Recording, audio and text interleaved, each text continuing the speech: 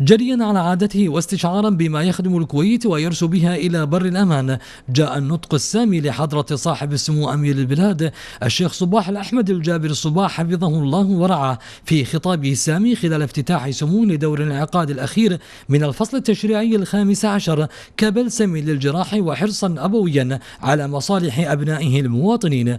إننا في دور الانعقاد الأخير في هذا الفصل التشريعي، فلعلها فرصة طيبة لتحقيق إنجازات مشهورة تضاف إلى سجلكم في خدمة الكويت وأهلها الأوفياء.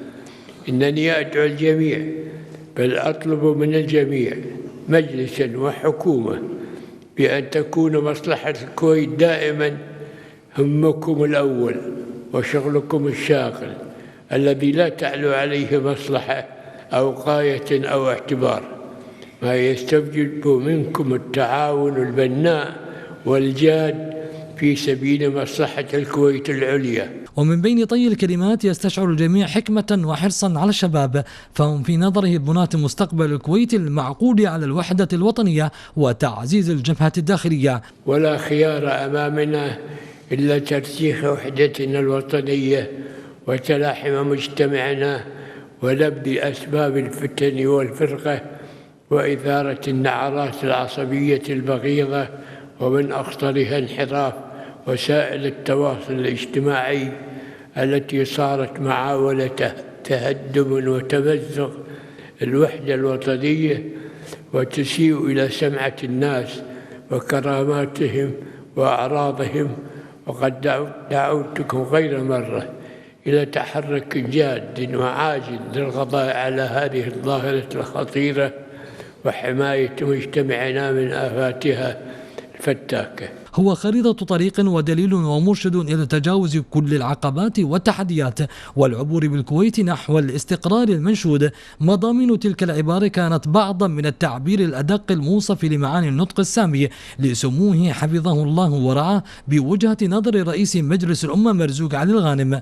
لا يفوتني هنا التعبير عن الامتنان والشكر لحضرة صاحب السمو أمير البلاد على قيامه مرات عديدة بتكليف مجلس الأمة ورئاسته بعدة ملفات داخليا وخارجيا بالتنسيق مع الأخوة في السلطة التنفيذية، وهو ما يعكس إيمان سموكم بالمؤسسات الدستورية وتعاضدها وثقة سموكم بمجلس الأمة تفعيلا للتعاون المذكور في المادة 50 من الدستور، وتجسيدا عميقا وصحيا لفلسفة وروح ونصوص دستور قمتم أنتم مع إخوانكم من المؤسسين بوضعه وتدشينه قبل أكثر من 57 عاما. وسعيا نحو الارتقاء ومواصلة العطاء كان لابد من التعاون بين السلطتين. أكدت الحكومة في أكثر من مرة أنها حريصة وتحرص دائما على تعزيز العلاقة الإيجابية مع مجلس الأمة الموقر في إطار نهج يسمح بوضع